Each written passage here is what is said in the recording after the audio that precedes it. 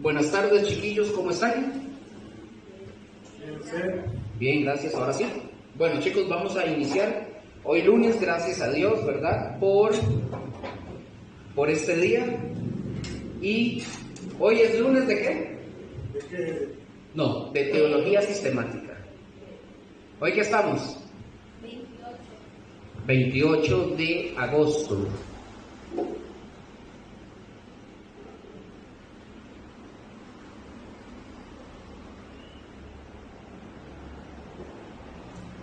Ok, ustedes tienen ahí sus presentaciones.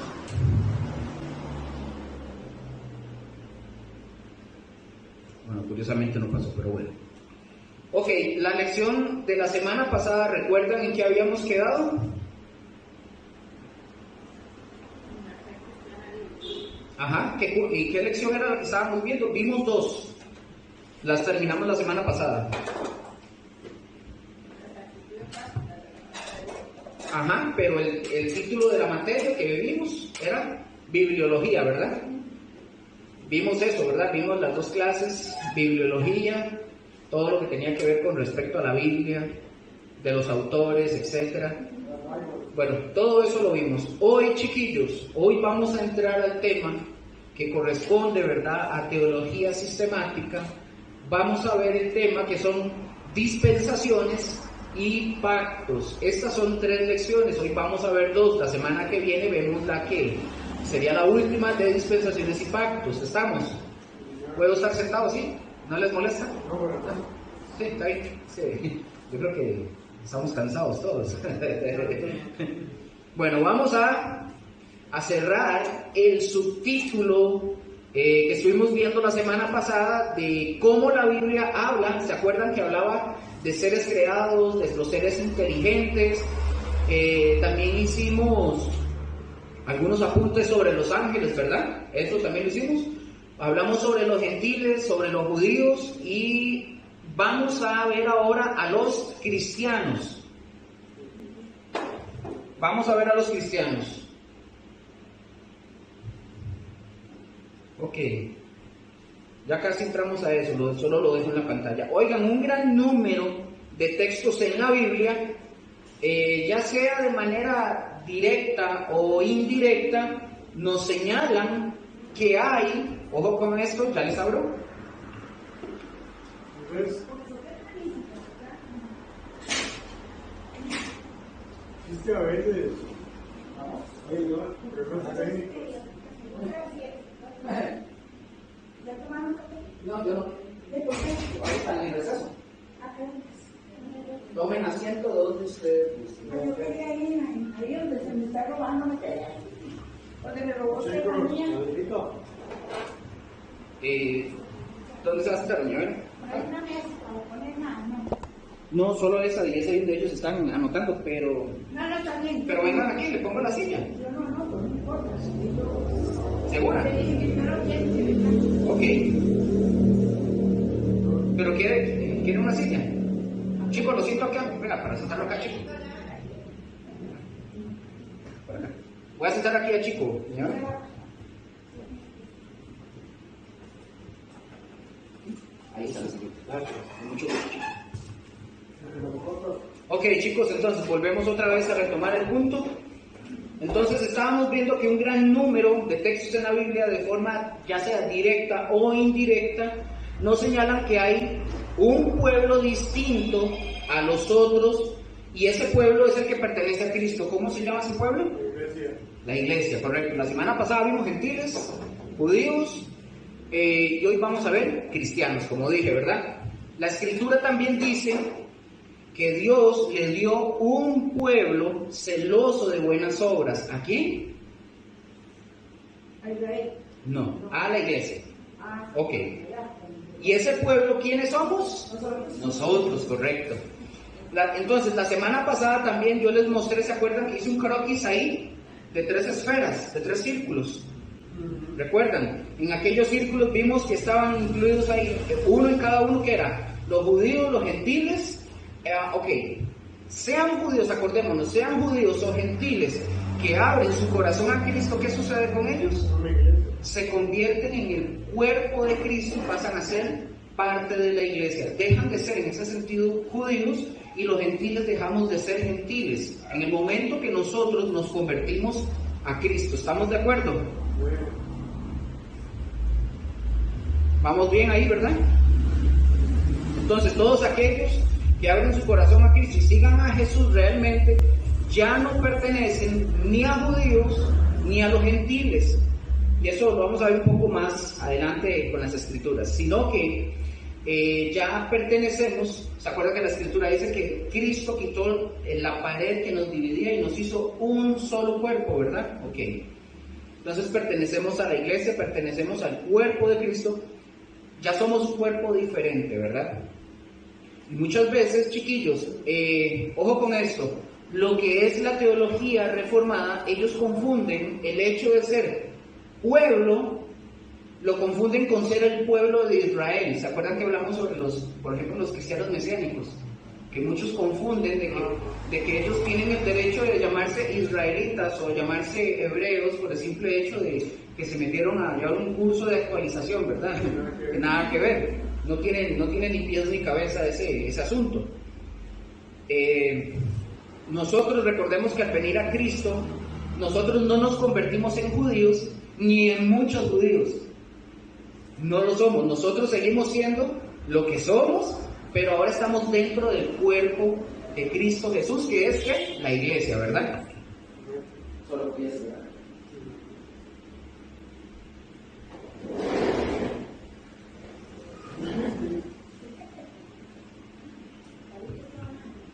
Entonces nosotros no nos convertimos en judíos, ¿verdad? Estamos de acuerdo. Hay gente, como le dije, hay cierta teología que dice que, o creen que llegamos a ser parte como israelitas y nada que ver. Ahora, para que ustedes no se confundan, ¿verdad? Tampoco. Cuando ustedes vean que la iglesia se le llama incluso el Israel de Dios, porque a veces aparece en la escritura de esa manera, lo que quiere decir o es que está diciendo es el nuevo Israel de Dios. Y no, vamos a ver, nosotros, recuerden, no somos israelitas, o alguno de ustedes lo es. ¿Verdad que no? Ok. No, yo creo que no, ¿verdad? Espero que no, somos ticos, ¿verdad? Para que no nos confundamos, y si no tenemos en cuenta nosotros ciertas cosas en la escritura, nos vamos a confundir y vamos a caer en algún tipo de error. Repito, nosotros no somos judíos. Judíos sí somos. Sí, generalmente. No tenemos nada que ver con ellos, más que tenemos un solo Salvador. ¿Estamos? Que Jesús es o fue judío, ¿verdad? Él sí era del pueblo de Israel, pero nos llamó para formar un pueblo distinto. Vamos a ver en la escritura ahorita Romanos, por favor busquen Romanos. Vamos a ver Romanos 10:12. Y por favor, otra persona, téngame a mano Efesios 2, 14 y 18. ¿Quién agarra Efesios? Para que me ayuden. Romanos 10:12, ¿sí? Y Efesios 2, 14 y 18. Usted, Estefanía, Efesios. ¿Quién tiene Romanos? Usted. Raquel, Romanos 10:12. Lo puede leer fuerte, por favor. Porque no hay diferencia entre judío y griego, pues el mismo que es Señor de todos es rico para con todos los que le invocan. Para con todos los que le invocan. Ya en Cristo Jesús ya no hay ni judío ni griego. ¿Por qué motivo? ¿Por qué motivo? Porque ya somos cristianos. No, ahí mismo lo dice el texto. Sí, pero es que ¿Qué dice el texto? Porque no hay diferencia entre judío, ¿por qué? Porque somos cristianos, ¿verdad? ¿Que usted lo dijo, doña Mara? Sí, correcto. Porque somos cristianos, somos el pueblo de Cristo Jesús. Estefanía, Efesios 2, 14 y 18, fuerte, por favor. Dice la palabra, porque Él es nuestra paz, que de ambos pueblos hizo uno, derribando la pared intermedia de separación, aboliendo en su carne las inimistades, la ley de los mandamientos expresados en ordenanzas, para crear en sí mismo de dos un solo y ¿De los dos un qué? Un solo y nuevo ¿qué? Hombre. Ajá. haciendo la paz y mediante la cruz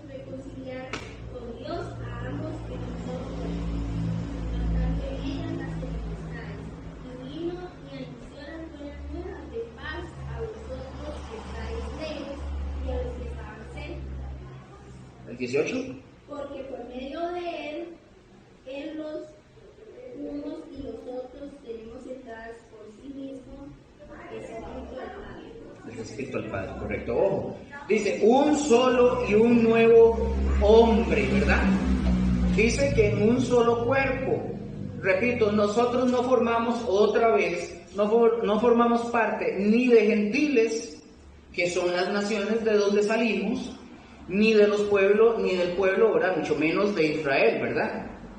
Aquí ya nosotros vemos que es un nuevo hombre, es un nuevo pueblo, es un cuerpo nuevo, es lo que nosotros somos, para que no nos confundamos. Y vamos a reforzar este punto que estamos hablando, esta idea, para que no crean que nada más son unos cuantos versículos. Vamos a Gálatas, por favor.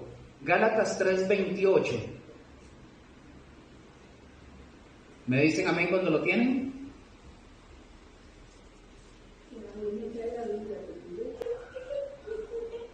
¿Quién era mío?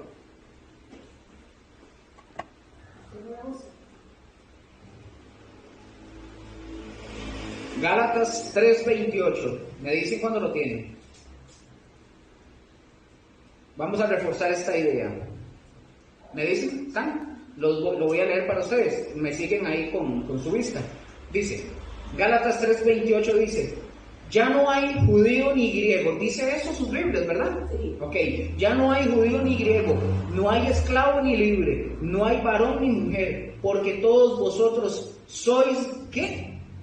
Uno ¿en quién? En Cristo Jesús somos uno. Entonces ahí lo estamos viendo, ya no hay ningún tipo de distinción, ninguna especie, ni color, ni raza, si altos y bajos, nada.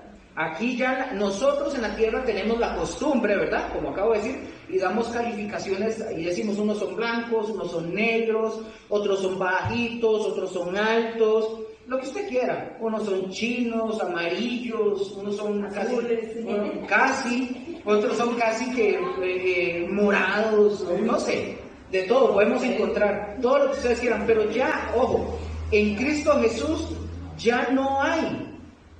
Ya no hay distinción, ni siquiera, ojo, lo que dice, ni siquiera entre hombre y mujer. No en el sentido de que el hombre puede ser mujer, ¿verdad?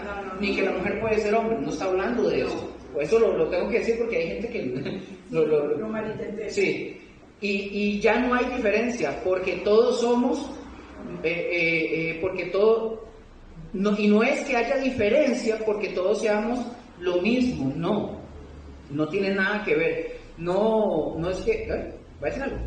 No, pues quiero decir algo. Es que no somos diferentes en el grado del Señor, somos y valemos exactamente lo mismo. O sea, tenemos el mismo valor delante de Dios, ¿verdad? No hay quien es mayor o menor. Por ejemplo, ¿cuánto pagó Cristo por la salvación de los varones? Lo mismo que por las mujeres. Lo mismo, igual. Pagó exactamente, ¿con qué pagó? Con su vida. Con su sangre, su vida, correcto. No hay diferencia, por eso entre nosotros no debe de haber diferencias. Colosenses, por favor. Colosenses 3:11. Amén. Léalo, doña Vera, por favor, fuerte. Dice Colosenses 3:11. ¿De qué se refiere, güey? Donde no hay griego ni judío, circuncisión ni incircuncisión, bárbaro ni excita, siervo ni libre, sino que Cristo es todo y en todos. Cristo es el todo y en todos. ¿Se fijan? No importa la circuncisión, porque al final de cuentas recordemos que la figura de la circuncisión tenía que ver con el corazón, ¿se acuerdan? El corazón no tenía que ser, a lo que se refiere es que el corazón no tenía que ser cubierto por nada para poder ver a Dios obrando a favor de nosotros. Entonces no existe o no hay una diferencia. Yo creo que ya no nos queda duda con respecto a eso, ¿verdad? O sea, en cuanto a eso, recordemos que somos un pueblo distinto, ¿verdad? Y nosotros como pueblo, ojo con esto, nosotros tenemos mejores bendiciones. Amén. Ya les voy a decir por qué. Mejores que el pueblo de Israel. Ya les voy a decir por qué. El pueblo de Israel tiene promesas de tierras físicas. Promesas de tierras físicas. Nosotros tenemos promesa ¿de qué? De vida eterna. De vida eterna, del cielo, exactamente así como lo dijo doña Vera. Es diferente. Por eso la iglesia, el cuerpo de Cristo, es el único, y es el único, y es maravilloso. Amén. Por eso es el cuerpo, nosotros que somos el cuerpo de Cristo, es algo fuera de lo normal, ¿verdad? Ahora sí. Y esto, ojo, esto no se va a dar en otra ocasión. Esta es la única ocasión desde el día de Pentecostés hasta el día del regreso de nuestro Señor Jesucristo.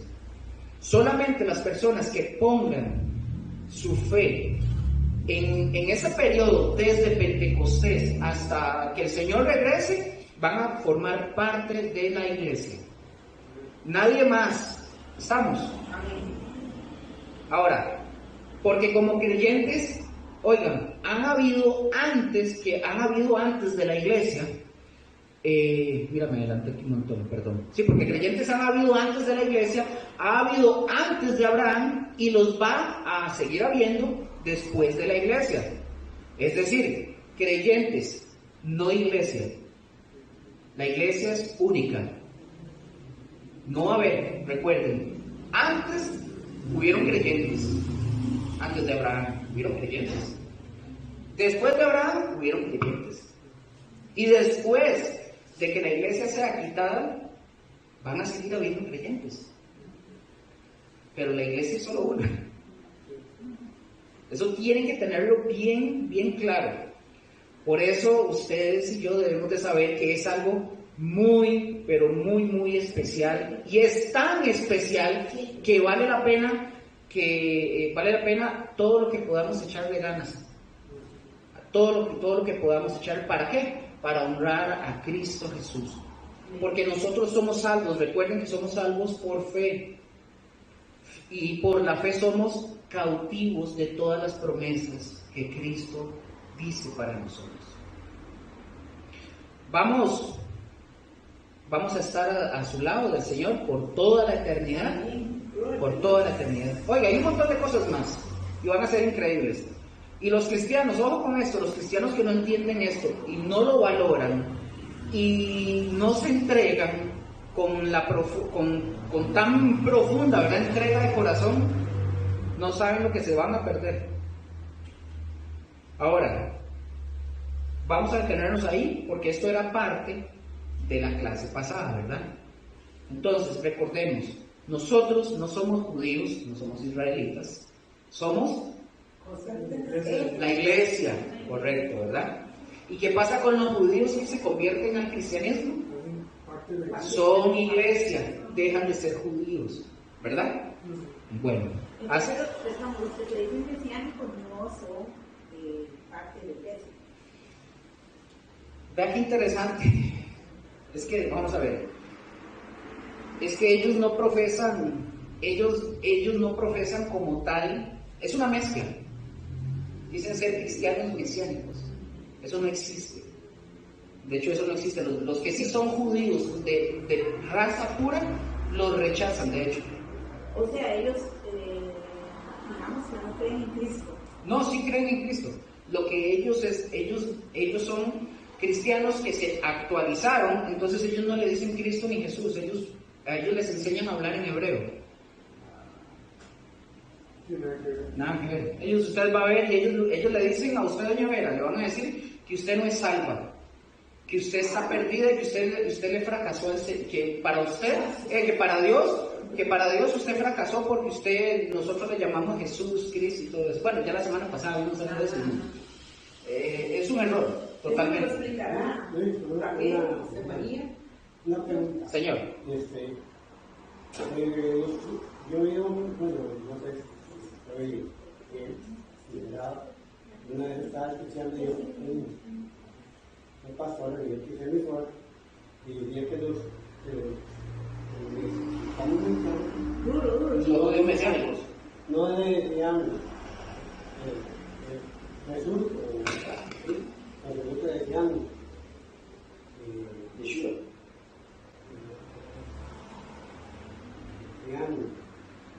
¿Cómo? El Eterno. Yeshua Mashiach. o Mahoma. No, eso ya Mahoma, es del Islam. no, eso es del Islam. Sí, pero bueno, no sé cómo estará la ruta ahí. Sí. Sería que el Señor eso se equivocó en lo que estaba hablando porque Y dijo Alá, seguramente. No. No, no. mezcló la voz con los dolores. Ah, sí, chico. Qué vale, chico. Pero una pregunta, aunque ellos hablen así, porque ahora son en hebreo, es solamente como por la forma de hablar, pero igual creen. No, o sea, sí creen, el problema con ellos es este. El problema de muchos de los cristianos mesiánicos son cristianos que un día estuvieron dentro de la iglesia, llamémosle evangélica, llamémosle por darle un título, y son cristianos que a mucho esfuerzo ni siquiera se aprendieron Juan 3:16. Entonces llegaron, alguien les habló y les empezó a meter, ¿se acuerdan que ya hemos venido hablando de hermenéutica en las otras lecciones? Gente que no se prepara, que no conoce la escritura, entonces son fáciles de engañar, como pasa con los testigos de Jehová, con los mormones. Son gente que se impresionan con cualquier cosa. Que vienen y les dicen, usted sabía que el nombre de Jehová, ese no es el nombre correcto, está mal, y le dicen y le sacan un montón de cosas para decir que ese no es el nombre, y la gente que no conoce se impresiona. Eso pasa con los judíos mesiánicos. Ellos no solamente, ya leí el punto, ¿verdad? Ellos no solamente es que tratan de hablar en hebreo, de aprender cosas en hebreo, sino que le hacen ver a la gente, o quieren hacerle ver a la gente, que estamos nosotros en un error, y ellos dicen que fue la Iglesia Católica que obligó o que cambió, que Constantino, y que un montón de cosas le meten, y que eso no es mentira. Ellos dicen que el cristianismo es lo falso. Entonces, ¿pero qué leímos en la palabra? No hay judío ni griego, somos uno solo. Jesús quitó la pared de intermedio. Yo no tengo que hablar hebreo. Si nosotros llamamos a Jesús y oramos en el nombre de Jesús y oramos al Padre, el Padre escuchará. Y si yo le digo al Padre Jehová, Él escuchará. Claro, si yo le digo Elohim, Él escuchará. Pero al final de cuentas nosotros somos chicos. Voy a ponerles un ejemplo. Ellos, si usted se acerca a algún judío mesiánico, para no tomar mucho tiempo con eso, usted se acerca y usted le dice, ay, ojalá llueva hoy, qué calor está haciendo. No diga ojalá, porque usted está invocando a Alá. Ahora, caigamos en todos los contextos. Nosotros tenemos un contexto cultural, los ticos. Cuando yo estoy diciendo ojalá, yo no estoy invocando a nadie. Es una expresión tica, es un costarriqueñismo, es algo que nosotros usamos para hablar. Pero yo no estoy invocando a nadie. Ya si yo lo hago premeditado, ojalá, o otra cosa, ¿verdad? Ya eso es otra cosa. Pero mi expresión, ustedes me han escuchado, me han escuchado a Josué, a medio mundo, ay, ojalá tal cosa. Yo no estoy haciendo una invocación de nada. Es una expresión. Ya cuando usted quiere sacar esa expresión de lo que somos nosotros, ya usted ya se metió en otro problema. Doña Vera. Es que yo una vez hablé con unos testigos de Jehová que me decían que para que yo, a mí no me enredan, ¿verdad? Que Miguel era Jesús. Ajá, ellos dicen eso, nosotros lo vimos en las clases. Es cierto, nosotros lo vimos. Ellos dicen que Miguel es Jesús y que Jesús no existe, que el Espíritu Santo es como un éter ahí. Perdón, los mormones. Bueno, pero no. También, si le dijeron eso, es una mezcla rara. Eso se lo oí yo a unos de los que pasaron así por la cabeza, tocándome ahí, que eran testigos de Jehová, sí, me dijeron eso. No, pero ¿cómo se le ocurre pensar de esa manera? Y Jesús es Jesús. Miguel es un ángel, un arcángel, pero nada más, ¿verdad? Perfecto. Gracias, más bien por el aporte. Seguimos, chicos, está bien, porque si no nos desviamos del tema. Ok, vamos a entrar, chicos, ahora sí lo que son dispensaciones y pactos. Ahora sí el tema de hoy que nos corresponde. El tema de hoy de dispensaciones y pactos. Esto quiere decir, vamos a ver, que desde Adán y Eva hasta Abraham, todavía no estoy tocando eso, desde Adán y Eva y hasta Abraham, todos, escuchen esto, todos sobre la tierra éramos gentiles. Acuérdense de eso. La palabra gentil viene de una raíz que quiere decir pueblos. Pueblos. Pueblos. Es decir, no, es de la raíz, eso significa pueblos.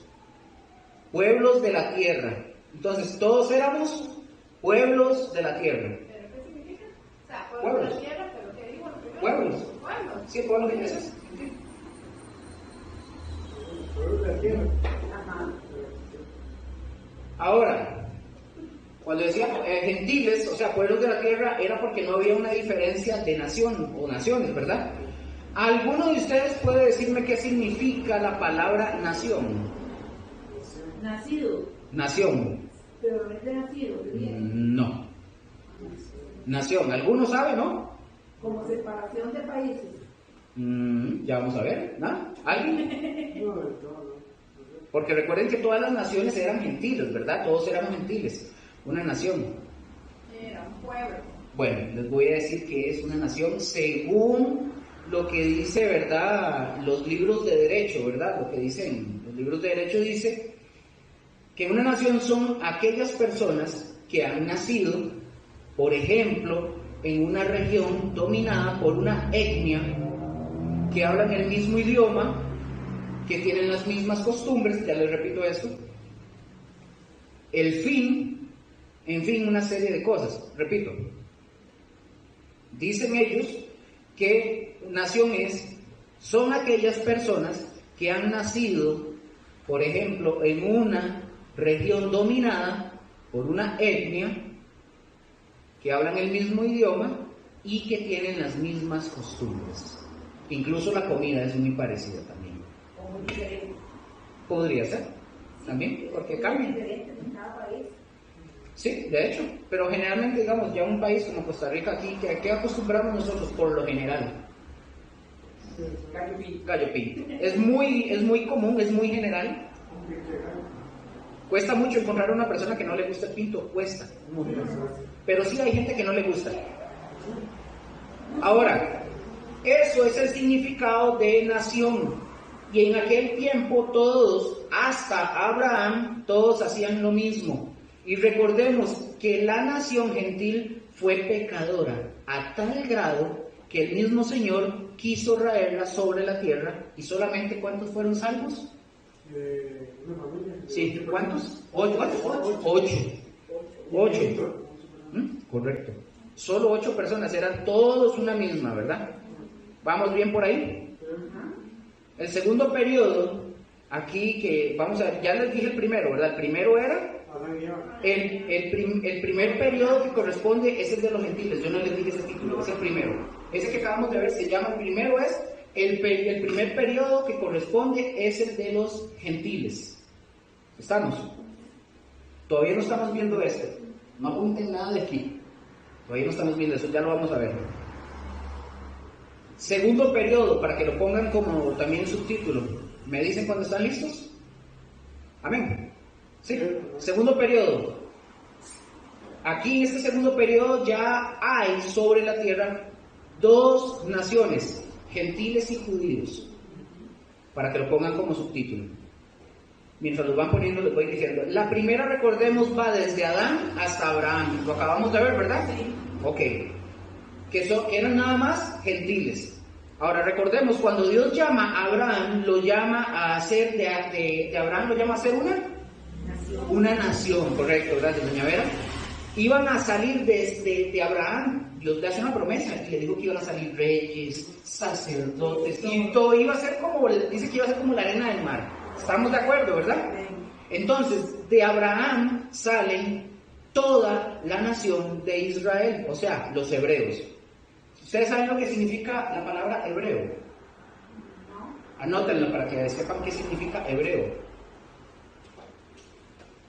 La palabra hebreo significa o quiere decir los que cruzaron el río. Eso significa. ¿Y qué fue lo que Abraham hizo? Cruzó el río. Cuando Dios lo llamó, vino hacia lo que es el área de Palestina. ¿Estamos? ¿Algo más? ¿Quedan apuntados, no? ¿Vamos bien? Ok. No puedo escuchar porque no puedo escribir. Queda grabado en YouTube ahí. ¿Me puede ir sacando? Yo una manita no puedo escribir. Pero ya va, ahí le pasamos eso. Y este segundo periodo, todavía estamos, ¿verdad? En este, donde ya entra la descendencia de Abraham, ya hay hebreos y hay gentiles. Estamos. Este periodo dura aproximadamente 2000 años. Desde Abraham. Usted lo tiene, ¿verdad? Yo les la presentación. Ya se adelantó. Es que yo lo tengo aquí, perdón, yo no se los he pasado. Aquí está. El primero es este, aquí. Perdón, aquí, perdón, sorry. Se me olvidó, es que estoy tan concentrado en otra cosa. El segundo, para que doña Vera también lo pueda ver aquí. El segundo es en el que estamos, ya lo vamos a terminar. ¿Ves este? Entonces, dura aproximadamente 2000 años. Desde Abraham hasta la muerte y resurrección de Cristo Jesús. ¿Estamos? Vamos a la tercera. La tercera, ¿cómo se llama, doña Vera? ¿Me ayuda? ¿Puede verlo bien? Sí. Aquí. Ese periodo es el periodo en que nosotros estamos viviendo y ya llevamos 21 siglos viviéndolo. Ya llevamos hasta aquí, gracias, doña Vera. Llevamos 21 siglos viviéndolo. ¿Desde cuándo va? Desde la muerte, aquí está. Desde la muerte y resurrección de Cristo hasta que Cristo regrese. No sabemos cuándo es. Entonces, ¿cuáles son los gentiles? Los hebreos son los gentiles, los hebreos y ahora los cristianos, ¿verdad? El periodo número 4. Ahí lo tenemos en pantalla. Dice que este periodo abarca 1000 años sobre la tierra. Este es el periodo que se le conoce en escatología como el milenio. Eso lo vamos a ver ahorita dentro de un ratito. Lo vamos a ver un poquito. Solamente en la tierra para ese periodo van a haber 2 naciones, como al principio. Solo los hebreos y los gentiles para ese periodo. Voy a hacerles un resumen corto. Voy a tratar de ser muy corto sobre esto para que ustedes lo tengan. Vamos a ver. No lo vamos a usar todavía, pero viene aquí. Viene el Señor Jesucristo en este punto y se conoce como el arrebatamiento, ¿verdad? Estamos ahí. En el arrebatamiento el Señor Jesús quita a la iglesia, se la lleva. Vamos bien ahí, ¿verdad? Viene por la iglesia, Cristo viene en ese momento, la iglesia es arrebatada y ya por eso ya no hay, a partir de ese momento en adelante, ya no hay cristianos en el mundo. Solo los que decían ser cristianos se quedaron. Eso ya hay que decirlo, ¿verdad? Porque es así. Solo los ya no hay cristianos en el mundo, solo quedan gentiles. Gracias, doña Vera, quedan gentiles y judíos. Estamos ahí. Cuando Cristo viene, comienza en la tierra un periodo de 7 años. La Biblia lo registra como la gran tribulación. Ese periodo de 7 años donde van a suceder un montón de cosas y va a haber tribulación sobre la tierra. La humanidad va a sufrir, dice la Escritura, como nunca antes ha sufrido. Viene una persecución del anticristo para acabar con los judíos. Cuando viene ese periodo se levantan 144,000 judíos que comienzan a predicar y dicen: nos equivocamos. Al Jesús, el Cristo que crucificamos hace 2000 y resto, o el tiempo que sea, sí era el Mesías. Entonces ellos comienzan a predicar que Cristo es el Mesías y comienzan a predicar para que la gente comience a salvarse. Ahora, otro punto importante. Recuerden que ya no hay iglesia en ese periodo. Y ellos predican y sí se salvan muchas personas. Sí, de hecho ellos empiezan a predicar por la zona, porque el epicentro de todo esto, de ese momento, va a ser por aquellas zonas. Donde se va a concentrar el ataque es hacia Israel. Entonces, esos 144,000 judíos que dicen los testigos de Jehová, que son ellos. Eso es lo que está en Apocalipsis. Sí, los 144 ancianos. Los 144,000 que se levantan a predicar, pero son judíos. Son judíos, entonces, ok, recuerden, ya no hay iglesia, ¿verdad? Ya el periodo de la iglesia ya pasó. Ese es el periodo que se le conoce como el periodo de la gracia, ya terminó, se acabó en ese momento.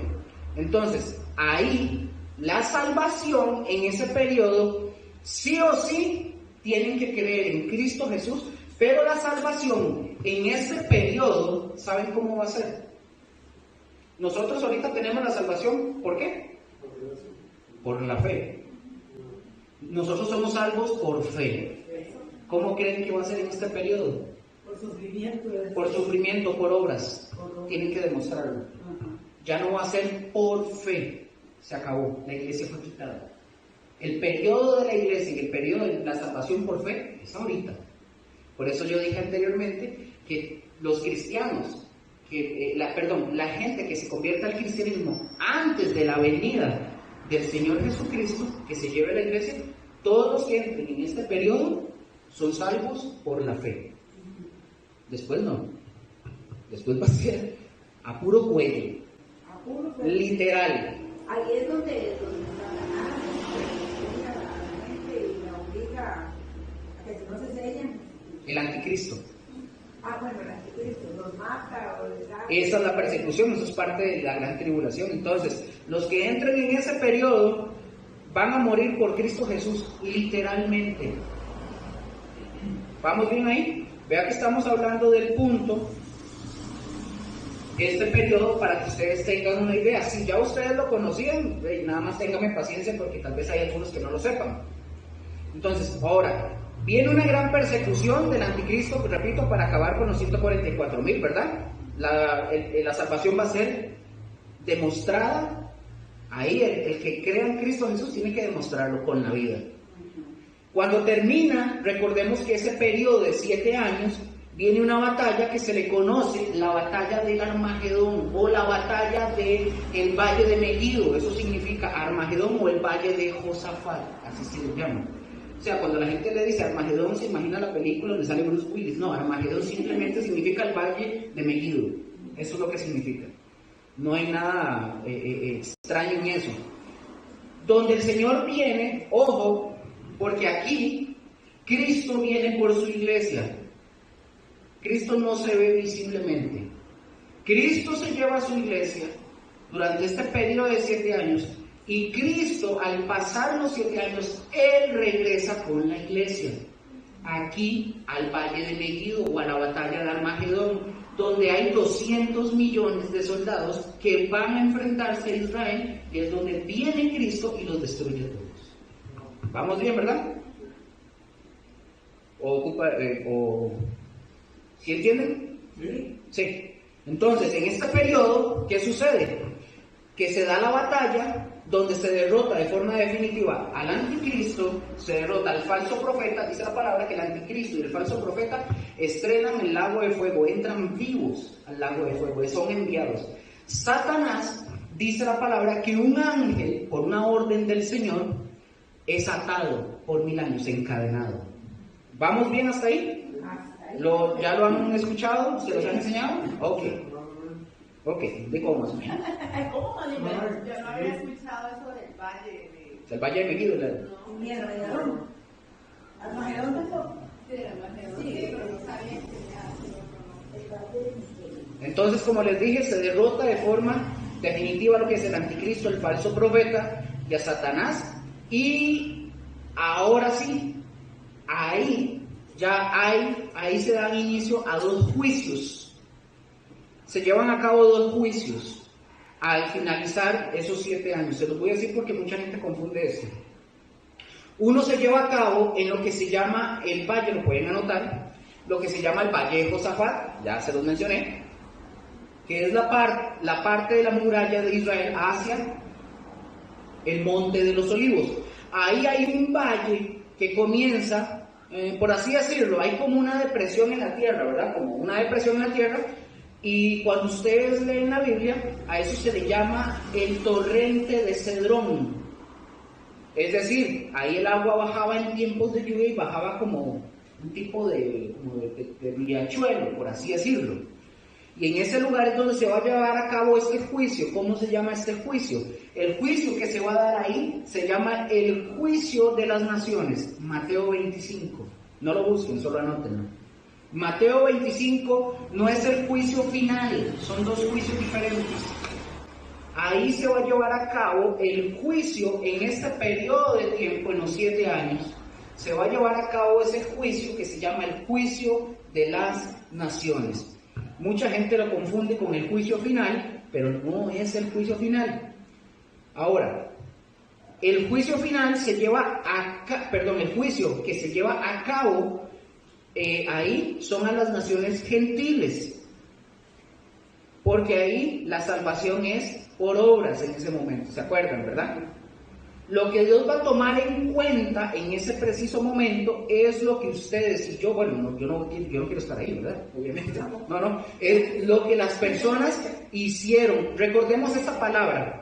¿Se acuerdan cuando Jesús dijo, me viste desnudo, me viste hambriento, me diste refugio, me viste desnudo y me cubriste, me viste hambriento, me diste de comer, me diste refugio, me visitaste en la cárcel?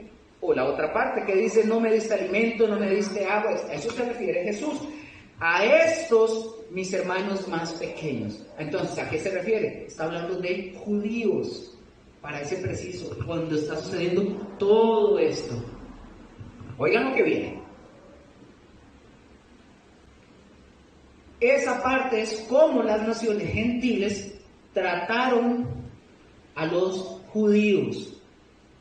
Y si trataron bien a los judíos, a estas personas que pasen vivas, o a esas naciones que pasen vivas, se les va a permitir pasar al milenio. ¿Estamos? ¿Vamos bien? Recuérdense que es el juicio a las naciones. Es en el periodo cuando Jesús ya viene a la tierra, destruye a los soldados, etc. Y Él viene a establecer su reino de 1000 años. Y ahí eso no se ve. No, ya, aquí sí. Ya sí. Él aquí viene, es donde dice la palabra, dice todo ojo le verá. Todo. Aquí es cuando Él viene aquí para destruir a ese montón de soldados, y ahí es donde todo el mundo lo va a ver. Ahí es donde Él aparece visiblemente. Entonces, ahí surge el juicio a las naciones gentiles. Entonces, ¿quiénes son los que van a pasar al siguiente periodo de los 1000 años? Todos los que hayan aprobado el juicio de las naciones. Me viste desnudo, me cubriste, me viste hambriento, a los judíos pasan. ¿Y los que no? Bueno, entonces, por ejemplo, si hay gente que sobrevivió en este periodo por todo lo que va a suceder, no es el tema, eso lo vamos a ver en escatología, pero este periodo aquí van a caer 3 meteoritos en la Tierra. En este periodo de la gran tribulación va a morir cualquier cantidad de personas. La gente que entre viva o que quede viva para este periodo, si de chiripa se salvaron y no fueron gente que le sirvieron a los judíos en ese sentido de, como dijo Jesús, me viste hambriento, no me diste de comer, me viste desnudo, no me abrigaste. Ellos, si se salvaron de chiripa aquí, ahí se quedaron, porque no cumplieron con eso. Entonces, ya porque ahí la salvación... Perdón, ahí es donde dice en la Biblia que ahí es el lloro y el crujir de dientes. El lloro, sí. El lloro y el crujir de dientes se da aquí. Sí, cuando él les dice, me viste desnudo y me viste con hambre, no me viste. Sí, ahí viene un poco de contexto, pero sí. Entonces vamos a decir que pasar al siguiente periodo obviamente va a ser por obras, la salvación en este periodo. El juicio de las naciones, ¿verdad? No el juicio final. Estamos ahí, ¿verdad? Y los que entran a ese periodo, obviamente creen en el Señor Jesús, pero a la larga, ojo lo que va a suceder aquí. El periodo de 1000 años, del reino de 1000 años, inicia aquí, donde Jesús va a reinar, viene la iglesia, viene todo, y Jesús va a estar en Israel reinando durante ¿cuánto tiempo? 1000 años. Durante este periodo sigue habiendo gente en la tierra, la gente se sigue procreando, la gente siguen naciendo personas. Y a la larga, ¿qué va a pasar? Que todas las personas que quedan aquí, que quedan vivos, van a seguir procreando, van a nacer personas que a la larga van a rechazar al Señor otra vez. Ya va a ver por qué. Entonces vamos a ver, a la larga, los hijos, los nietos, los bisnietos, los que vayan quedando, no es garantía que también ellos vayan a creer, porque al terminar el periodo de los 1000 años, como al principio, que Satanás, ¿se acuerdan que fue atado acá? Satanás es atado por 1000 años, y al finalizar esos 1000 años, Satanás va a ser suelto de nuevo. Y dice la palabra que Satanás vuelve otra vez a engañar a las naciones. Y se levanta otra vez Satanás, y dice la palabra que un sinnúmero de personas, ya para ese periodo, ya la tierra está otra vez llena de gente, que va a haber tanta cantidad de gente que se van a levantar para ir a destruir al que reina. Quieren levantarse en guerra en contra de Jesús, van y se levantan contra Cristo, y es ahí donde dice la palabra que viene, Dios envía fuego y quema todo el planeta y todo lo que hay. Y sigo para que tengan esto en contexto. Entonces ahí desciende fuego del cielo, consume a millones de personas, y ahí da inicio el juicio final. Se le conoce el juicio como de Gog y la batalla que se da aquí, esta gente que se levanta, se le conoce la batalla de Gog y Magog. Entonces, todas esas personas mueren ahí e inicia el juicio final, y ese juicio final, así que se le llama en la escritura, o el juicio del gran trono blanco, ese es, y ese vamos a ir viendo algunas cositas, y yo sé que quedan un montón de preguntas, pero vamos a tener la oportunidad de ver esto. Ahorita no, yo lo que quería era nada más que esto lo tengan en contexto. Esto lo vamos a ver, repito, a profundidad en escatología. Ahorita no, pero vamos a tener la oportunidad de verlo.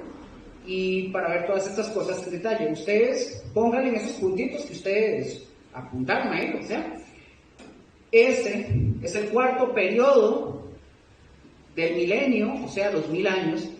Ojo, hay quienes también dicen que el milenio no existe, hay diferentes posturas. No voy a entrar para darles cuáles son, pero algunos le llaman los amilenialistas, los premilenialistas. Nosotros somos, bueno, si ustedes dicen que no, ya, pero nosotros somos premilenialistas. Nosotros sí creemos en un milenio, creemos en que la iglesia es arrebatada y viene etcétera. Pero no voy a entrar en eso porque si no voy a hacer bolas.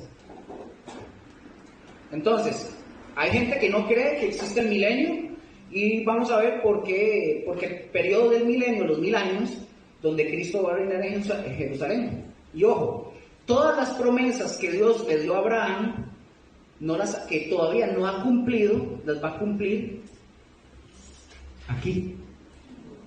Hay promesas que todavía no ha cumplido y se las va a cumplir en ese periodo. Y que se van a culminar en el periodo del milenio, y ahí vemos que la iglesia no aparece, la iglesia ya no aparece como figura importante.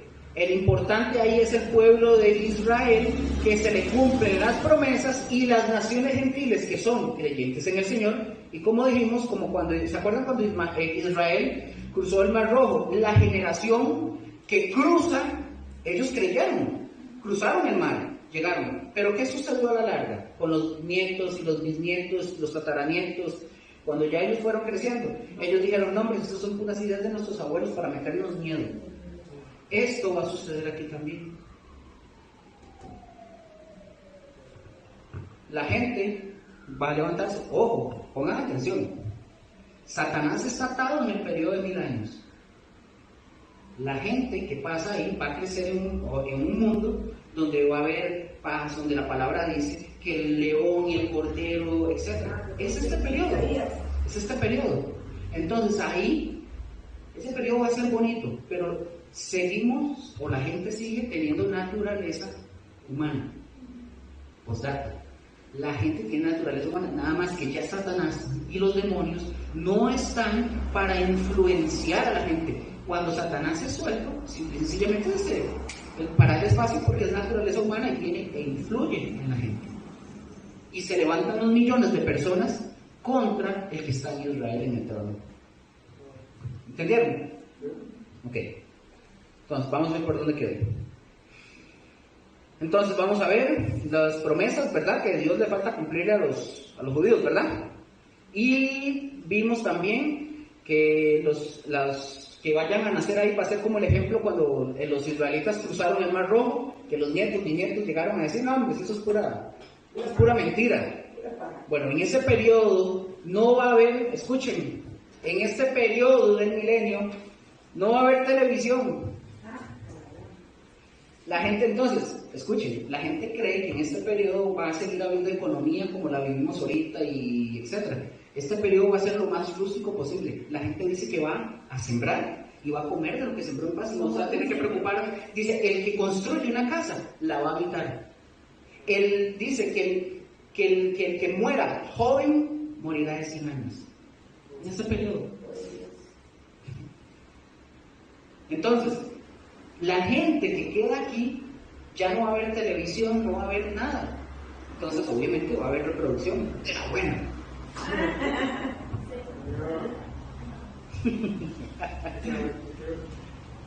Entonces, como dije, No es celular, que el que muera temprano muere de 100 años, ¿verdad? Dice Isaías.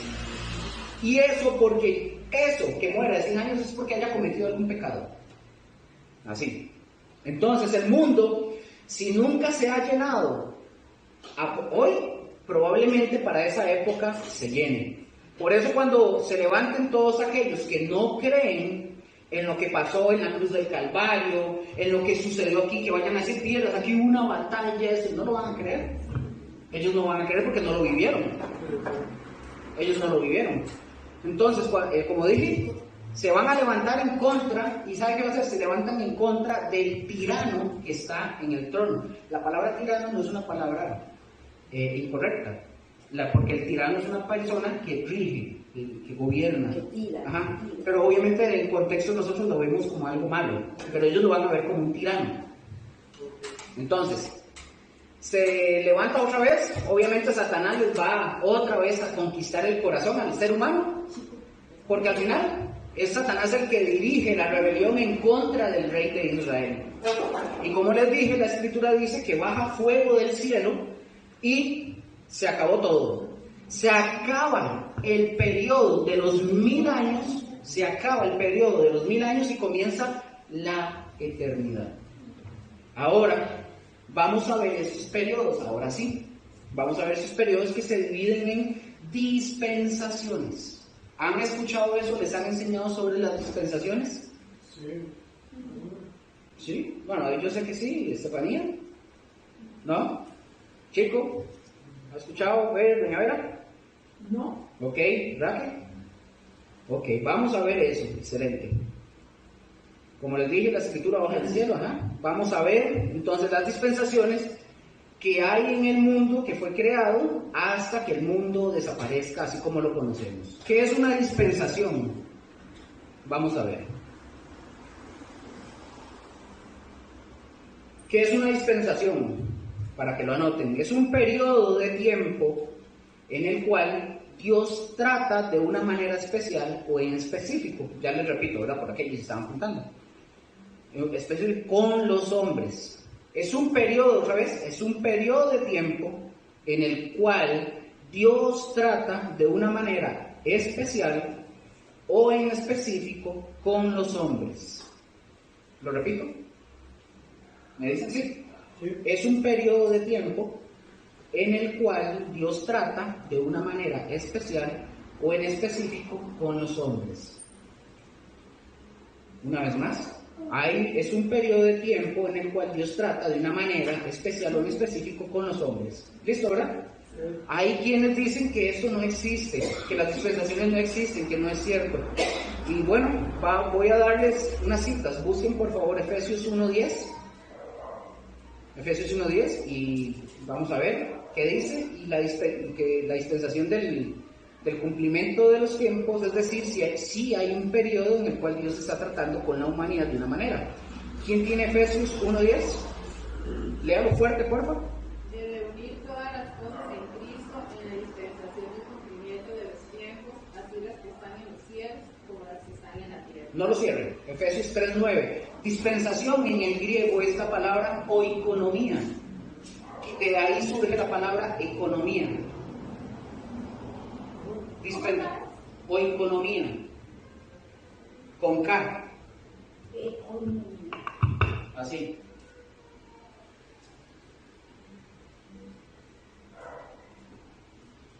Oikonomía. de ahí surge la palabra, o nace la palabra economía. Tiene diferentes significados, pero una de esas es dispensación. ¿Lo tienen? Sí. Efesios 3:9, por favor, fuerte. Y de aclarar a todos cuál sea la dispensación del misterio escondido de los siglos en Dios, que creó todas las cosas. Que creó todas las cosas. Otra vez, ahí dice que hay una dispensación que ha sido escondida desde los siglos y se refiere a este periodo que nosotros estamos viviendo, que ha sido escondido, o sea, es decir, que nadie sabía que iba a existir ese periodo, ¿verdad? Ahora, ya vimos que sí, que la Biblia sí nos habla de dispensaciones y se le pueden llamar periodos, se les pueden llamar edades. En fin, son sinónimos, en los cuales podemos llamarlos dispensaciones. Repito, se les pueden llamar periodos o se les puede llamar edades. O en tal caso, dispensaciones, ¿verdad? ¿Estamos claros ahí con las dispensaciones? Ok, vamos con la primera. La primera en la pantalla. ¿Cómo se llama esa dispensación? La inocencia. Esa dispensación de la inocencia, aquí la vemos en el croquis pequeñito. La dispensación o ese periodo de la inocencia, apunten para decirles desde dónde inicia y dónde termina. La dispensación de la inocencia va desde la creación hasta la caída de Adán y Eva. Ya les digo a dónde. Ese periodo va desde la creación hasta la caída de Adán y Eva, se le llama el periodo o la dispensación de la inocencia. Es decir, que en ese periodo el hombre y la mujer vivían en total inocencia, por eso se le llama dispensación de la inocencia. ¿Cómo nosotros sabemos? ¿Cómo sabemos cuánto tiempo pasó? No se sabe, no sabemos. Vamos a decir que desde el momento de la creación del hombre, o sea que Dios crea todas las cosas, recuerde que lo último que Dios crea, ¿qué es? Crea al ser humano, ¿correcto? ¿Cuánto fue el tiempo que estuvieron Adán y Eva en el paraíso? No se sabe. Antes de que se rebelaran contra Dios, no lo sabemos. Porque el pecado, recuerden que el pecado es una rebelión contra Dios. Y ellos prefirieron hacerle caso a Satanás antes que hacerle caso a Dios. Otra vez, repito, no sabemos cuánto tiempo se llevó ese periodo de la dispensación de la inocencia. Ahora, ojo, esto anótenlo porque a ustedes les va a servir, tienen que tenerlo ahí, ojo. Cada dispensación en la Escritura, ojo con esto, cada dispensación en la Escritura comienza con un pacto que Dios hizo con Adán. Por ejemplo, le dijo, puedes comer de todo, pero del árbol, de aquel árbol que está allá, ese no lo va a tocar. Hay un pacto que se hace con Adán, que se le llama el pacto adámico. ¿Se acuerdan que les acabo de decir? Que les dije que toda dispensación inicia con un pacto, ¿verdad? ¿Cómo termina la dispensación después de que termina esa dispensación? No, termina con un juicio. Las dispensaciones terminan con un juicio. Inician con un pacto y terminan con un juicio. Veanlo aquí así gráfico. Inicia la creación, el periodo de la inocencia, y Dios les hace un pacto con Adán, el pacto adámico, y les da promesas, coman de todo, etcétera, que viene en la tierra, ¿cierto, verdad? ¿Qué pasa cuando terminan? ¿Qué pasa cuando Adán y Eva pecan? Hay un juicio. ¿Cuál fue el juicio? Los echó del jardín del Edén, ¿correcto? Ese es el juicio. Entonces, las dispensaciones siempre terminan con un juicio. En este caso, cuando fueron expulsados, tal cual como lo dijo doña Vera, los expulsaron del paraíso. Anoten, por ejemplo, comienza el pacto, Génesis 1, 27, 30. Génesis 1, 27, no es para leer, es para que lo anoten. ¿Sí? Es cuando inicia el pacto, Génesis 1, 27 al 30, y termina en Génesis 3, 16. Recuerden que ellos fueron expulsados del paraíso y luego, ¿qué fue lo que hizo Dios con el árbol de la vida? ¿Recuerdan qué fue lo que hizo Dios?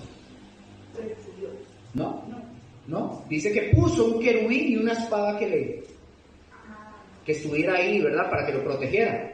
Hay gente que dice que hermano que fue Dios. ¿Por qué no nos dejó seguir comiendo del árbol de la vida? Si Dios hubiera dejado que el hombre comiera del árbol de la vida después de haber caído, Dios sería un inconsciente y sería malo, porque nos estaría dejando vivir toda la vida en nuestros delitos y pecados. ¿Ustedes se imaginan? ¿Hubiera sido cruel Dios? Hubiera sido cruel. ¿Pero qué hizo Dios? Protegió al hombre para que no comiera de ese fruto y tuviera la oportunidad de salvación. ¿A creer en quién? En Él. Y para después que viniera Cristo, ¿verdad? Al principio recuerden que ellos no le creyeron a Dios. El día que comas de ese árbol, le dijo Dios, van a morir. Y llegó Satanás y le dice, no le crean, no se van a morir, van a ser semejantes a Dios. ¿Y qué pasó? Aquí estamos todos pagando por eso. Desde entonces el hombre está pretendiendo ser Dios, es decir, gobernar su propia vida como nosotros queremos. La número 2.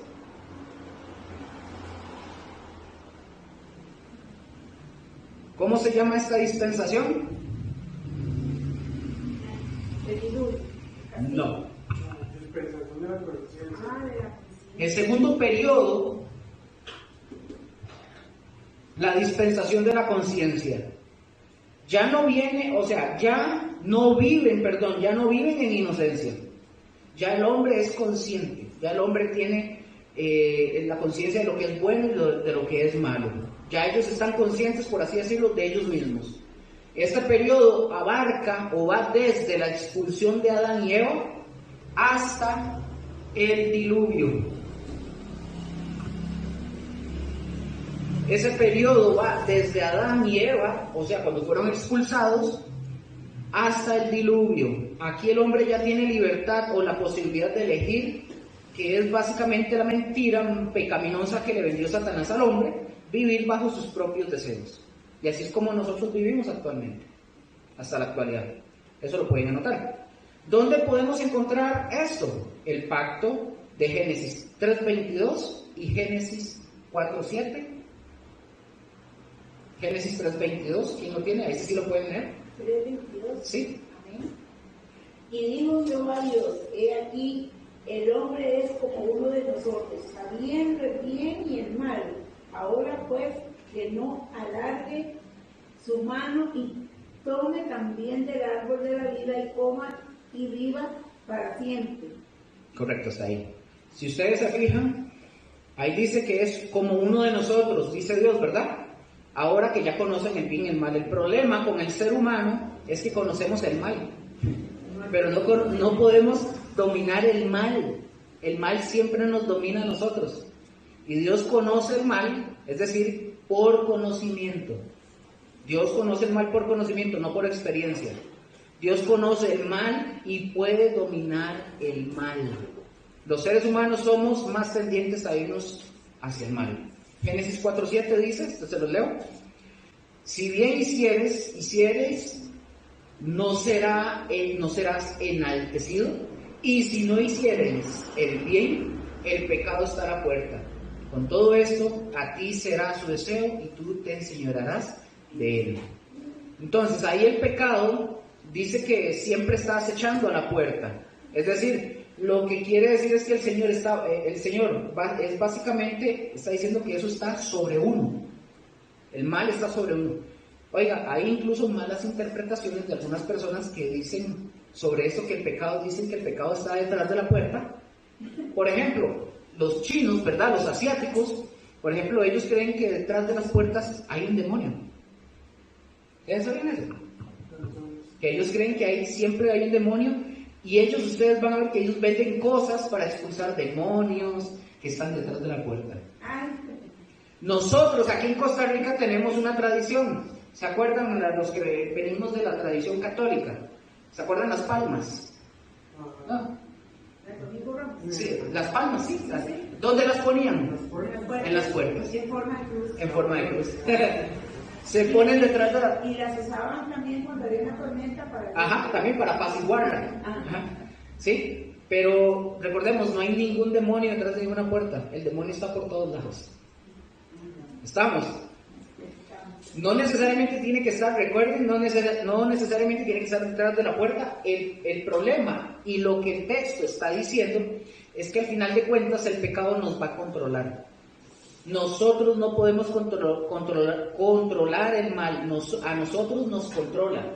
¿O me equivoco? ¿Qué dicen ustedes? ¿Verdad? Y ya aquí hay muchas expresiones, porque no nada más los cristianos sabemos esto. Hay una película, yo no me acuerdo mucho, pero es vieja, que se llamó La Esfera. ¿Nunca la vieron? No.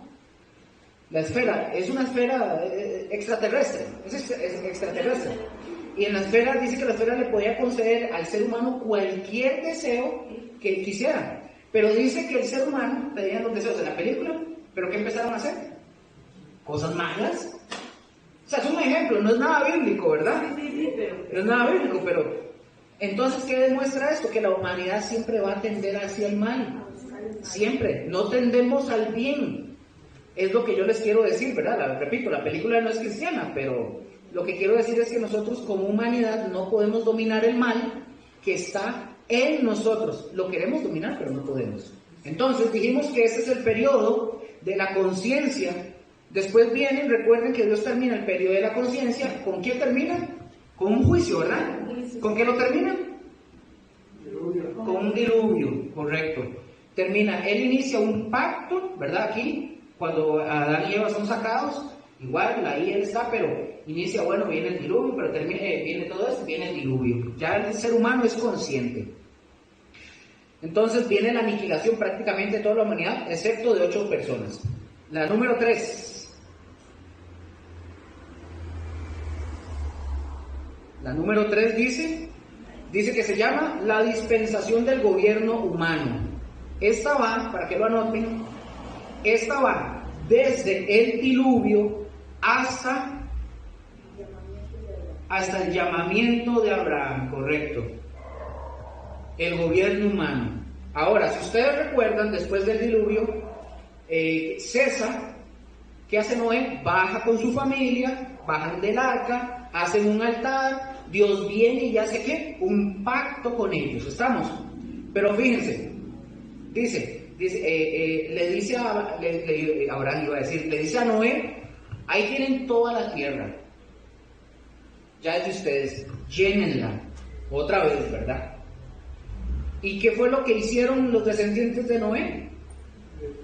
Se quedaron juntos, no se separaron. La idea era que se separaran para que empezaran a poblar la tierra, y se quedaron,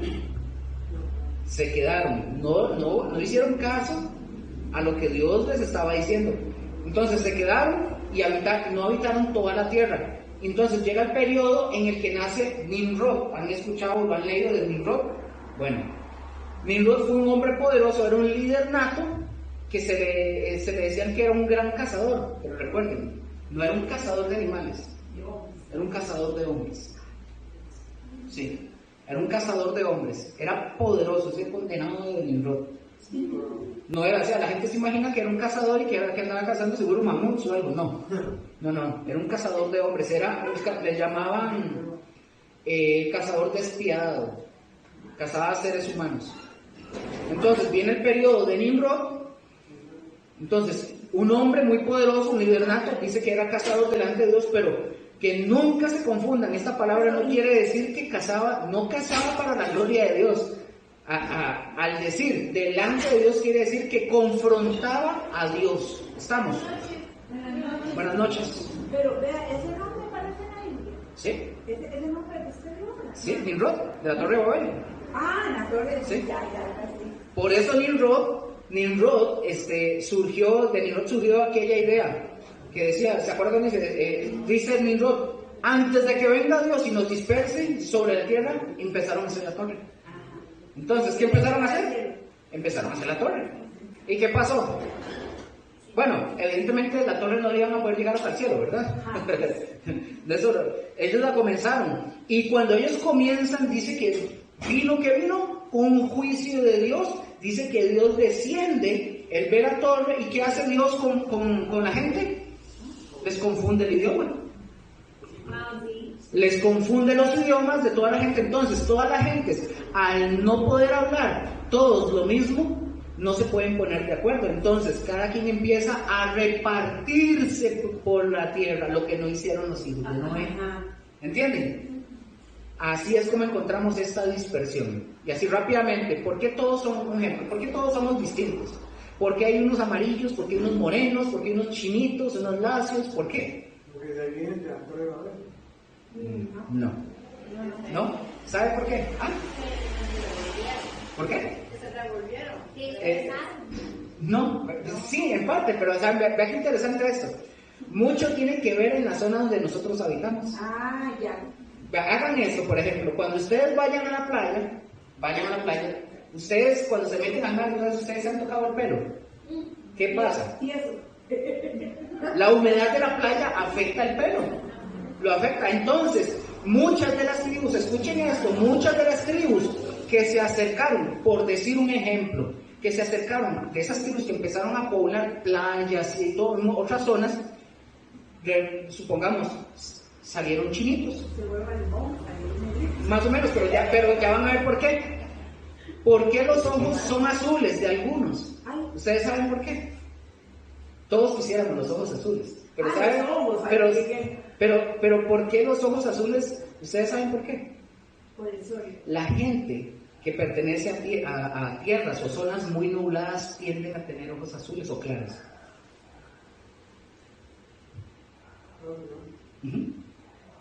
No pareciera, pero sí.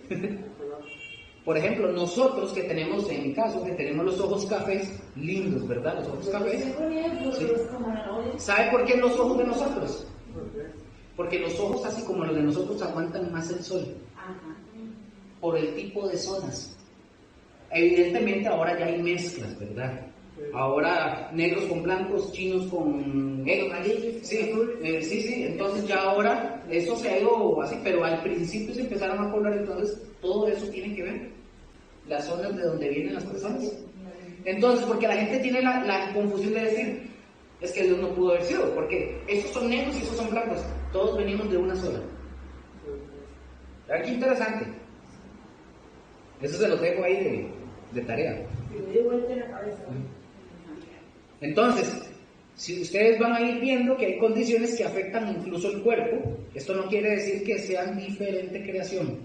Todos venimos de una misma sangre, pero nos acondicionamos al paso del tiempo al área donde nosotros vivíamos.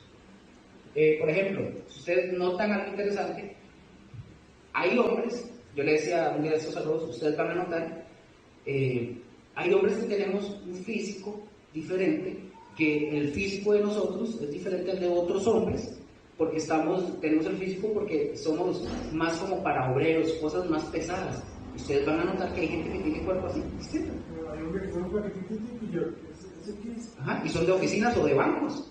No, y no lo digo de forma despectiva, en serio, ustedes los van a ver, no digo que no puedan hacer un trabajo así, lo que digo es que ustedes van a notar que ciertas... Una hora, el campo vienen muertos. Bueno, chicos, continuemos para avanzar. Dice, este periodo termina, ¿con qué termina este periodo? El gobierno humano. ¿Y cuál es el juicio? La confusión de las lenguas para dispersar a todas las personas. Ese es el juicio. Número 4.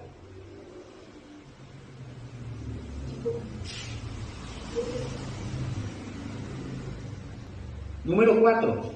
Chicos, ¿está aprendiendo? Sí. ¿Está aprendiendo bastante? Está más dormido que... ¿Está dormido? No puede ser. Tiene una piedra desde allá. La guitarra.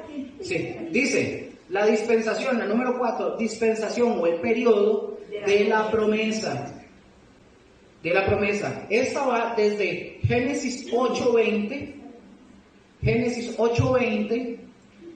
y 9:19. Ahí es el pacto de Dios con Abraham. Ahí se presenta por primera vez, ojo con lo que se presenta ahí se presenta por primera vez la pena capital. ¿Saben qué es la pena capital? Cuando le manda a matar a alguien. No, la pena capital es cuando un hombre que mata a otra persona debe morir. Tienen que leer eso porque ahí se presenta por primera vez la pena capital. Es lo que nosotros le llamamos aquí el que está condenado a muerte. Un hombre o una persona que mata, como en Estados Unidos hay estados que permiten la pena de muerte. Entonces, si le tocó en ese estado y va, sorry. Recuerden que para Dios, escuchen esto, para Dios es muy importante la vida y el pecado de asesinato. No había nada, en ese periodo de tiempo, no había nada que pudiera perdonarlo. Nada, absolutamente nada. No podían ofrecer un corderito o un becerro, nada. Porque la vida la dio Dios y Dios es el único que la puede quitar. Ese es el pecado, o el asesinato es una afrenta directa contra Dios. ¿Cómo hacían ellos para salir perdonados o libres en ese momento? ¿Cómo? Matar al sacerdote que fuera al lugar santísimo. No, porque no estaban en ese momento. En ese momento no existía. No, en ese periodo de tiempo, para que una persona pudiera salir perdonados o libres, si alguien mataba intencionalmente a otra persona, Dios les dio 6 ciudades de refugio. Tenían que correr a una de estas ciudades de refugio, las personas. Sea que matara intencional o accidentalmente. Estas ciudades estaban repartidas de manera estratégica en Palestina, de manera que les fuera fácil llegar. Los caminos a estas ciudades estaban muy, muy bien tratados, de manera que no les costara trabajo, porque tenían que llegar, tenían que salvarse el pellejo, ¿verdad? Porque si ellos mataban, por ejemplo, a una persona, a un familiar, a alguien X, la persona iba sobre la persona, porque el mandamiento decía: David, usted mató a un familiar mío, yo tenía el derecho de ir a matarlo, porque era... Y usted venía huyendo. Entonces, correcto, David, ¿qué tenía que hacer? David tenía que irse espantado, porque el mandamiento que Dios le dio fue ese. O sea, tenía que irse. Si alguien mata, lo debían de matar. O sea, Dios es tan justo que siempre, a pesar de todo, le daba oportunidad a la persona para salvarse. Al que mataba al otro. Ajá, pero ya vamos a ver que del todo casi no. Usted dice que la pena capital inició en el Génesis 9:19. 8:20 o 9:19, porque dice entonces para que lo lean. Ok. Y entonces, ¿por qué no se dice que se inició con Caín y Abel? Si ahí están matando al hermano. Sí, no, pero a Caín sí se le dio una pena, un castigo. Sí, pero entonces ahí no se empieza la pena capital. No, ahí no la empezó Dios, no, porque acuérdense que apenas la tierra estaba siendo poblada. Y recuerden que cuando Caín existe, después viene el diluvio, vino el juicio. Ahí se mató a medio mundo, ya no existía nadie. Hasta que Noé y su familia vuelven, se quedan hasta que viene otra vez la repoblación, por así decirlo, y viene otra generación de seres humanos. Pero ahí se da, porque acuérdense que en el diluvio Dios le dice al ser humano, le hace una promesa: nunca más voy a volver a destruir al humano de esta forma. Sí, de esta forma. Postdata, ¿verdad? Sí. Entonces, ¿qué pasa? Eso que estaba preguntando doña Vera. El pecado, ¿cómo hacían ellos? Ellos se tenían que ir a las ciudades de refugio. Vamos a ver, porque me perdí aquí un poquito. Entonces, si alguien mataba intencionalmente a otra persona, las ciudades de refugio estaban repartidas, les dije, ¿verdad? Sí. De forma estratégica en Palestina. Si alguien mataba, debían de matarlo. Cuando llegaban a esa ciudad de refugio, ¿qué hacían en esa ciudad de refugio? Hacían una investigación, y si el que mató era culpable, lo sacaban de la ciudad y se lo entregaban así se llamaba, el vengador de la sangre. ¿Y qué hacían? Mataban al que mató. Ajá. O de la forma que fuera. Pero así era como sucedía por ese acontecimiento del asesinato. Por un accidente, si fue la persona que mató, David vino y le hizo a algún familiar mío accidentalmente, ¿sabe qué tenía que hacer David? Hacían lo mismo, hacían una investigación. La vida, ya le digo cómo. Tan importante para Dios es la vida, que la persona que mataba a alguien por accidente no podía salir de la ciudad se tenía que quedar hasta que muriera el sumo sacerdote. Es decir, cuando el sumo sacerdote moría, era una forma de entregar la vida del sumo sacerdote como por lo que hizo. Para pagar la vida. Para pagarse, y ya él podía quedar libre hasta que muriera el sumo sacerdote a favor de esa persona. Aunque, oiga, aunque fuera por accidente, no podía tener la persona, por ejemplo, David, no podía tener contacto con su familia, no podía dedicarse a su profesión, no podía hacer nada. Ustedes notan lo importante que es el hecho del asesinato. ¿Ven? Y cuando nosotros vemos en la Escritura que todo lo que le espera a la humanidad, y mucha gente dice, ¿por qué Dios es tan malo? ¿Por qué Dios es tan duro? Hoy por hoy, desde hace muchos años, hay más muertes. ¿De quién? Hoy se está matando mucha gente, ¿pero de qué? De asesinatos. Ajá, ¿pero a quiénes? Están matando a los... Ajá, a los no natos. Hoy se está dando eso a diestra y a siniestra. Hay más asesinados que en todas las guerras que ha habido en la humanidad. ¿Y Dios qué va a hacer? Dios va a tener que cobrar todo eso. Porque Él es el dador de la vida y solamente Dios la puede quitar. Recuerden por qué Dios mató a todos los primogénitos de Israel, ¿se acuerdan? Porque ellos habían matado a los varones de los hebreos. ¿Se acuerdan? Bueno, sí. Entonces Dios cobra y cobra el asesinato. Dios va a cobrar. Hoy no, ¿verdad? Todos nuestros pecados son perdonados por nuestra fe en Cristo Jesús. Pero si ustedes se acuerdan, en Hebreos 9:22 dice que casi, ojo lo que dice Hebreos 9:22, casi todo es perdonado con sangre. Casi todo. No todo. Por esa razón nada más pero es por esta razón nada más en el Antiguo Testamento. Entonces, ¿dónde viene el juicio? Acordémonos, viene en el capítulo número 11 de Génesis. La dispensación de la promesa comienza con Abraham y termina con la ley o los mandamientos en el monte Sinaí.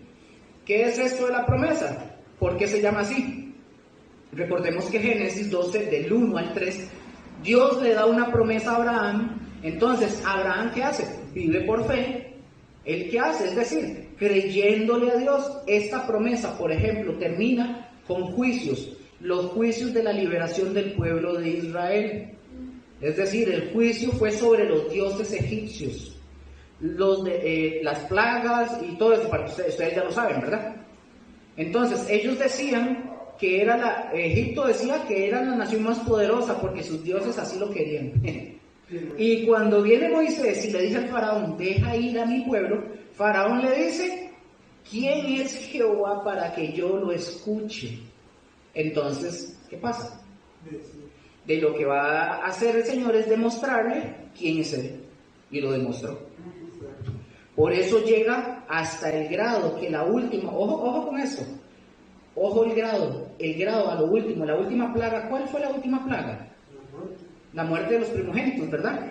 Pero si ustedes notan algo interesante, que en la última plaga, que pasa el ángel de la muerte, bueno, eso significa la Pascua, ¿se acuerdan? En el hebreo es el Pesaj. Eso significa el paso del ángel de la muerte cuando le quita la vida a los primogénitos. Ahorita en la segunda lección vamos a ver un toquecito de eso. Estamos. Pueden tomar café. Que el ángel pone la sangre en las puertas para que no maten a los hijos de